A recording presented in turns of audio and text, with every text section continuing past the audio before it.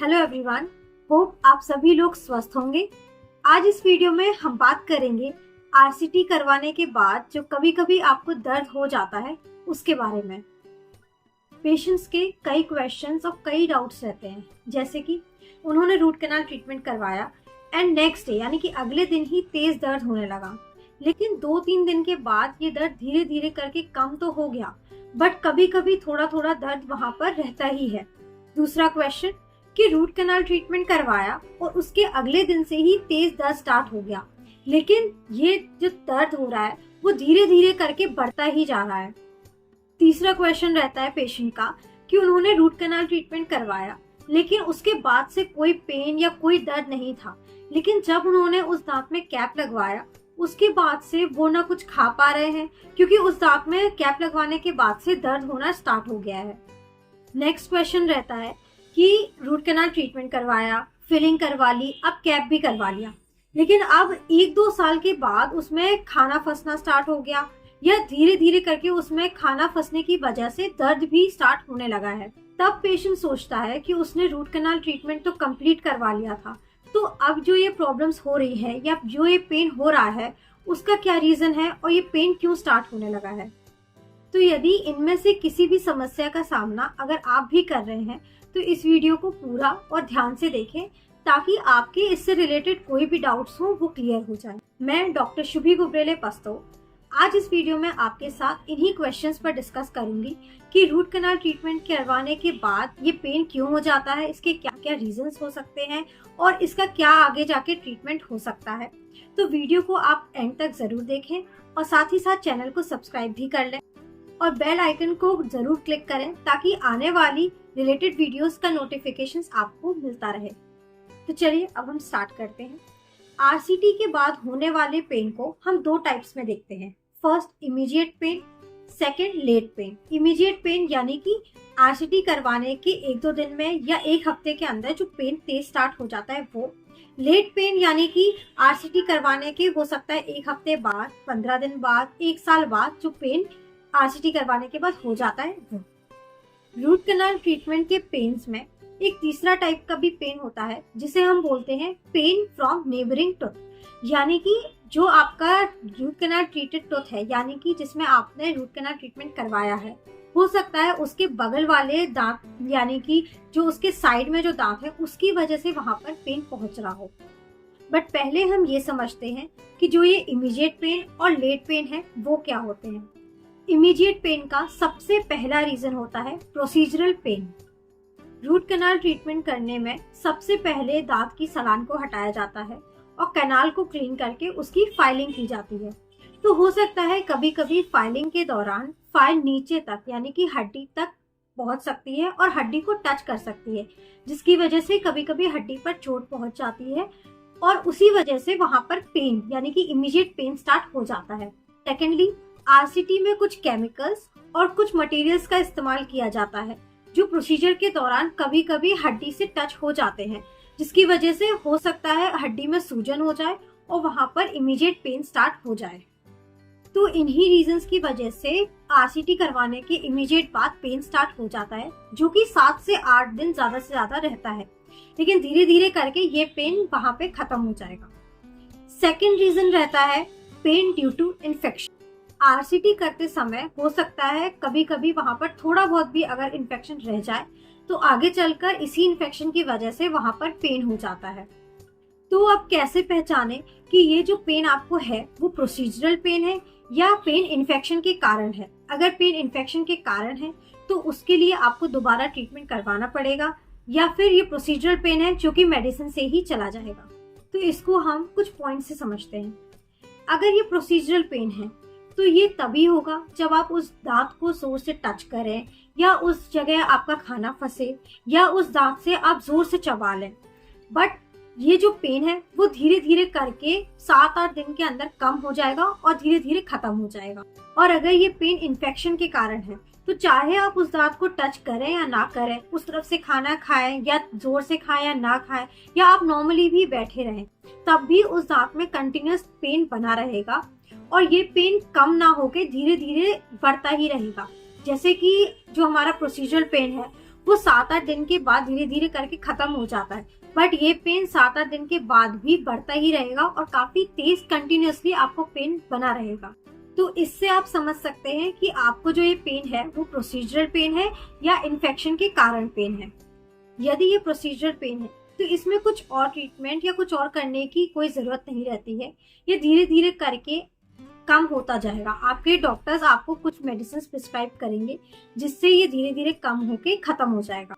और अगर ये इन्फेक्शन के कारण पेन है तो इसमें आपको अपना ट्रीटमेंट फिर से करवाना पड़ेगा, यानी कि आपको अपना रूट कैनाल ट्रीटमेंट फिर से करवाना पड़ेगा, जिसे हम री-आरसीटी बोलते हैं।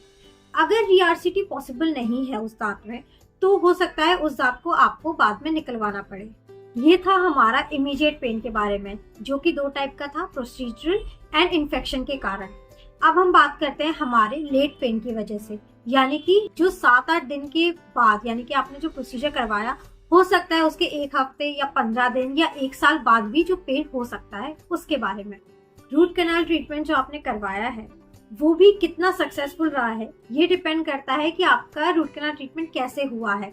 उसमें जो क्लीनिंग की गई है वो कैसी की गई है, नसों की फाइलिंग कैसी हुई है, उसमें जो परमानेंट फिलिंग हुई है वो कैसी की गई है, और उसके ऊपर जो कैप लगाया गया है वो कैसा है और उसकी फिटिंग कैसी है। तो इन्हीं चीजों को मिलाकर ये डिसाइड किया जाता है कि आपका रूट कैनाल ट्रीटमेंट कितना सक्सेसफुल है या सक्सेसफुल नहीं है। तो अगर रूट कैनाल ट्रीटमेंट के प्रोसीजर के दौरान, यानी कि जो ये स्टेप्स थे, इन स्टेप्स के दौरान अगर किसी में भी कोई कमी या कोई दिक्कत रह गई है तो हो सकता है आगे चलकर उस दांत में दिक्कत आए और जिसकी वजह से वहां पर पेन दोबारा स्टार्ट हो सकता है, जिसको बोलते हैं लेट पेन। लेट पेन का सबसे पहला रीजन यही रहता है इनएडिक्वेट आरसीटी, यानी कि आपका जो रूट कैनाल ट्रीटमेंट हुआ है वो सही से नहीं हुआ है। यानी कि अगर जो आपका रूट कैनाल ट्रीटमेंट जब हो रहा है तो हो सकता है वहां पर इन्फेक्शन अच्छे से क्लियर नहीं किया गया हो, थोड़ा बहुत इन्फेक्शन वहां पर रह गया हो, तो उसी इन्फेक्शन की वजह से आगे चलकर उस दांत में दिक्कत हो सकती है, मसूड़ों में पस हो सकता है और हो सकता है आगे चलकर ये दांत हिलने भी लग जाए। तो ये दर्द आपको नॉर्मली बना ही रहेगा और हो सकता है धीरे धीरे बढ़ता ही रहे। अब चाहे ये दर्द आपको रूट कैनाल ट्रीटमेंट करवाने के 1 हफ्ते बाद शुरू हो, 15 दिन बाद शुरू हो, 2-3 महीने बाद शुरू हो या फिर 1 साल के बाद शुरू हो, बट इसका जो ये दर्द है वो नॉर्मली धीरे धीरे करके बढ़ता ही रहता है। तो इसका ट्रीटमेंट यही रहता है कि आप अपना रूट कैनाल ट्रीटमेंट फिर से करवा लें, और अगर रूट कैनाल ट्रीटमेंट आपका फिर से पॉसिबल नहीं है उस दांत में तो उस दांत को आप निकलवा लें।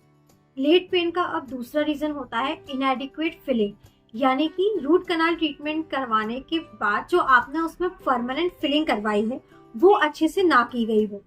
या तो जो आपने फिलिंग करवाई है उसके बीच में और दांत के बीच में हो सकता है वहां पर गैप हो, या तो फिलिंग दांत और मसूड़ों के बीच में गैप हो।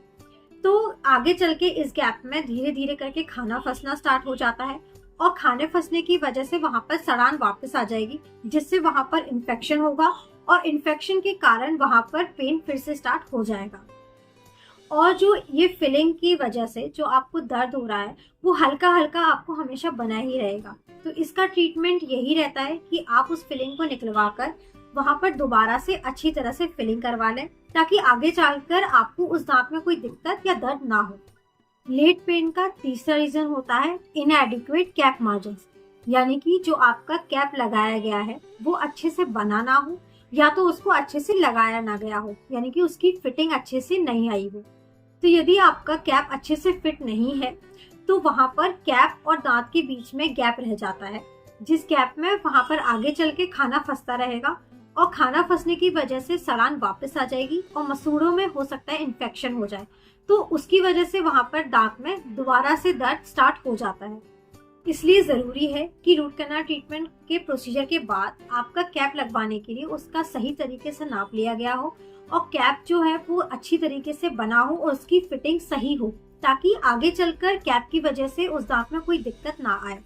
तो इसका उपाय यही है कि यदि अगर आपके दांत और कैप के बीच में गैप है तो उस कैप को निकलवाकर सही करवाया जाए, और अगर वो कैप दोबारा से ठीक नहीं हो सकता तो उस कैप को निकलवाकर कैप रिप्लेस की जाए, यानी कि नई कैप अच्छे से लगवाई जाए, कैप का अच्छे से नाप लिया जाए और उसको अच्छे से फिटिंग की जाए, ताकि आगे चलकर कैप की वजह से उस दांत में कोई दिक्कत ना हो। लेट पेन का चौथा कारण हमारा यही रहता है, कैप और दांत के बीच का गैप। अब कैप और दांत के बीच में गैप है या नहीं है, ये पेशेंट को तभी पता चलता है जब आपके दांत में या कैप और दांत के बीच में जो गैप है उसमें खाना फंसना स्टार्ट हो जाता है। खाना फंसना स्टार्ट हो जाएगा, धीरे धीरे वहां पे इन्फेक्शन आएगा और वहां पर धीरे धीरे करके दर्द होना स्टार्ट हो जाएगा। ये जो गैप हो जाता है वो भी दो तरह से होता है। पहला जो गैप रहता है वो रहता है कैप और दांत के बीच में। कैप और दांत के बीच में यदि गैप है तो आप उस कैप को निकलवाएं और बेटर फिटिंग का कैप लगवा लें दोबारा से। दूसरा जो गैप होता है वो रहता है मसूड़ों के बीच में, यानी कि कैप अच्छे से दांत में तो फिट है लेकिन कैप और मसूड़ों के बीच में हल्का सा वहां पर गैप है, तो उस गैप की वजह से वहां पर मसूड़े और हड्डी में इन्फेक्शन हो सकता है और वहां पे इस इन्फेक्शन की वजह से फिर से दर्द होना स्टार्ट हो जाएगा। तो इसको मेंटेन करने के लिए आप प्रॉपर ब्रशिंग एंड फ्लॉसिंग करें ताकि उस गैप में कोई भी फूड पार्टिकल वहां पर ना रह जाए, जिसकी वजह से आगे चल के आपको कोई दिक्कत हो सके। तो इसको मेंटेन करने के लिए आप प्रॉपर ब्रशिंग एंड फ्लॉसिंग करें ताकि उस गैप में कोई भी फूड पार्टिकल वहां पर ना रह जाए, जिसकी वजह से आगे चल के आपको कोई दिक्कत हो सके। गैप होने का एक कारण ये भी हो सकता है कि जो आपका रूट कैनाल ट्रीटेड जो टूथ है, जहां पर आपने रूट कैनाल ट्रीटमेंट करवाया है, उस दांत में और उसकी कैप में कोई दिक्कत ना हो, लेकिन उस दांत के जो अगल बगल के जो दांत है हो सकता है उसमें सड़ान हो रही हो और उस सड़ान की वजह से वहां पर गैप क्रिएट हो रहा हो। तो उस गैप में जब खाना फंसता रहेगा तो वहां पर भी इन्फेक्शन होगा और उस वजह से वहां पर दर्द रहेगा। तो उसका ट्रीटमेंट ये है कि आसपास के जो दांत है जिसमें सड़ान हो रही है उसमें आप अच्छे से उस सड़ान को निकलवाएं और उस सड़ान के निकलवाने के बाद उसकी अच्छे से फिलिंग करवा लें ताकि जो गैप क्रिएट हो रहा है उस दांत की वजह से वो गैप बंद हो जाए और वहां पर खाना भी फंसना बंद हो जाए और इन्फेक्शन होने के चांसेस खत्म हो जाए। ये थे हमारे रूट कैनाल ट्रीटमेंट के बाद होने वाले पेन की दो टाइप्स, यानी कि इमीडिएट पेन और लेट पेन। अब हम आरसीटी के बाद जो पेन होता है उसकी तीसरी पॉसिबिलिटी के बारे में बात करते हैं, जो है pain due to neighbouring tooth, यानी कि आपके जो दांत है जिसमें रूट कैनाल ट्रीटमेंट हुआ है उसके अगल बगल जो दांत है उसकी वजह से जो पेन होता है उसके बारे में। मतलब कि आपको जो दांत में दर्द हो रहा है वो आपके रूट कैनाल ट्रीटमेंट वाले दांत से ना आकर उसके साइड वाले जो दांत हैं उससे आ रहा हो, यानी कि आपके उस रूट कैनाल ट्रीटमेंट वाले दांत के जो साइड में दांत हैं हो सकता है उनमें सड़ान हो रही हो और उनका इन्फेक्शन बढ़ रहा हो, जिसकी वजह से वहां से पेन आ रहा हो जो कि आपके रूट कैनाल ट्रीटमेंट वाले दांत तक भी पहुंच रहा हो। अगर आपके एक साइड में 2-3 दांत साथ में खराब है, यानी कि 2-3 दांतों में इन्फेक्शन है, और अगर आपने जिस दांत में तेज दर्द है यानी कि 2-3 में से किसी एक का ही ट्रीटमेंट करवाया क्योंकि उस टाइम आपको उस दांत में ज्यादा दर्द था, तो हो सकता है कुछ टाइम के लिए आपको उस साइड वहां पर बिल्कुल भी दर्द ना हो क्योंकि आपने जिसमें तेज दर्द था उसका ट्रीटमेंट करवा लिया है। लेकिन आगे चलकर जो पहले से साइड के जो दांत इन्फेक्टेड थे उनका आगे चलकर धीरे धीरे इन्फेक्शन बढ़ गया हो और वहां पर तेज दर्द स्टार्ट हो गया हो, तो आपका उन दांतों की वजह से जो आपने रूट कैनाल ट्रीटमेंट जिस दांत में करवा लिया था वो भी धीरे धीरे वहां पर भी दर्द पहुंचना स्टार्ट हो जाता है। तो अगर आपके 2-3 दांत एक साथ इन्फेक्टेड हैं या एक साइड के 2-3 दांत एक साथ खराब हैं, तो हो सके तो सारे दांतों का एक साथ ट्रीटमेंट करवाएं ताकि एक दांत का जो ट्रीटमेंट हो चुका है उसको उस दांत में जो बाकी दांत में इन्फेक्शन है उसकी वजह से कोई प्रॉब्लम आगे चलकर ना हो। तो उस टाइम के लिए जब आपने एक ही दांत का ट्रीटमेंट करवाया है और बाकी 2-3 दांत जो छोड़ दिए थे, अब उसका रीजन चाहे आपको उस टाइम ट्रीटमेंट ना करवाना हो या फाइनेंशियली प्रॉब्लम का रीजन रहा हो, लेकिन उस दांत को की वजह से उन दांतों की वजह से आगे चलकर आरसीटी ट्रीटेड जो टूथ है जिसमें आपने आरसीटी करवा ली थी उसमें भी आगे चलकर इन्फेक्शन वापस आ सकता है और उसमें भी दर्द हो सकता है। तो इसी दर्द को और इसी टाइप के पेन को हम बोलते हैं pain due to neighbouring teeth, यानी कि आरसीटी के दांत में जो आरसीटी जिसमें आपने दांत में करवा ली है उसके आसपास नेबर के जो टीथ हैं यानी कि उसके आसपास जो दांत हैं उनकी वजह से पेन आना। होप आपको हमारा ये वीडियो पसंद आया होगा और आपके जो भी डाउट्स और क्वेश्चंस थे related to pain after RCT, यानी कि आरसीटी करवाने के बाद आपको क्यों पेन हुआ है, वो सारे डाउट्स और क्वेश्चंस क्लियर हुए होंगे। और अगर आपको कोई भी क्वेश्चंस और डाउट्स है इस वीडियो से रिलेटेड, तो आप हमें हमारे कमेंट सेक्शन में पूछ सकते हैं। और इस वीडियो को ज़्यादा से ज़्यादा लाइक एंड शेयर करें। एंड अगर आप हमारे चैनल पर आज नए हैं तो आप हमारे चैनल को सब्सक्राइब करें और साथ ही साथ बेल आइकन को भी क्लिक कर लें, ताकि आने वाली जो वीडियोस हैं उसके नोटिफिकेशंस आपको मिलते रहें। Thank you and have a nice day. Keep smiling.